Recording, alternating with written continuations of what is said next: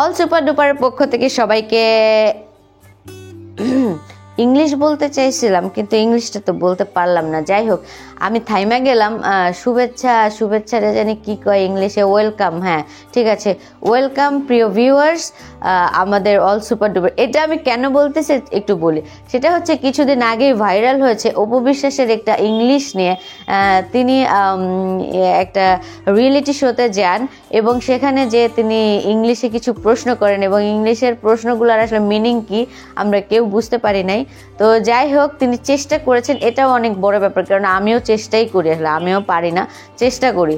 তো যাই হোক, কারণ ইংলিশ আমাদের আসলে মানে আমাদের তো ভাষা ইংলিশ না, কিন্তু এখন কি করা যাবে, শিখতে হচ্ছে আর কি। তো সেভাবেই অপু বিশ্বাসও হয়তো শিখছেন। তো যাই হোক, শিখে যাবেন আশা করি। এর মধ্যে পরিমণিও তো এরকম ভুলভাল ইংলিশ মাঝে মাঝে বলেন, যেমন পিকক, ককপিক, এই টাইপের কিছু ইংলিশ তো আমরা শুনি পরিমণির মুখ থেকেও। তো পরিমণি এবং অপু বিশ্বাসের 2024 কেমন কাটলো সেটি জানাবো, আমাদের সঙ্গেই থাকুন। অপু বিশ্বাস লাল শাড়ি নামের একটি অনুদানের সিনেমা করেছিলেন, যেটি একেবারেই হিট হয়নি এবং সেই সিনেমাটি আমি দেখেছি, আগামাথা কিছুই বুঝতে পারি নাই। এবং যাই হোক, তবুও তিনি চেষ্টা করেছেন, এটা একটা ভালো ব্যাপার। আর পরিমণির ব্যাপারটা হচ্ছে তিনি আসলে, তবে পরিমণি ব্যক্তি মানুষ, সে খুবই মিষ্টি একটা মেয়ে, খুবই মিশুক একটা মেয়ে এবং সে আসলে এই যে একটি কন্যা সন্তান দত্তক নিয়েছেন, এটি নিঃসন্দেহে প্রশংসনীয়।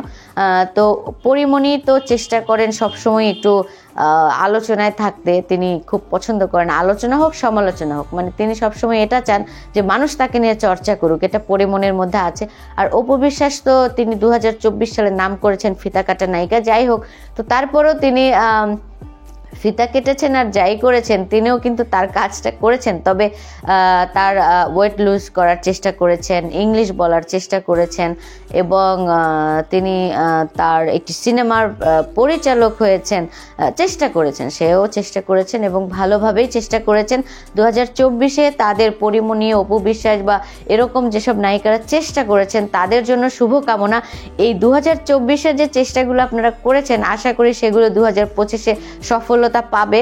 তো সেই জন্য শুভকামনা রইল। সবাই ভালো থাকবেন, সুস্থ থাকবেন এবং অবশ্যই আপনারা পরিমণি এবং অপু বিশ্বাস এবং আরও যারা আছেন নায়িকা, যারা ভাইরাল হতে চান, তাদের জন্য দোয়া করবেন। তারা যেন আল্লাহ যেন তাদের মনের আশা পূর্ণ করে, 2025-এ তারা যেন সফল হন। আপনাদের জন্য শুভকামনা। সবাই ভালো থাকবেন, সুস্থ থাকবেন।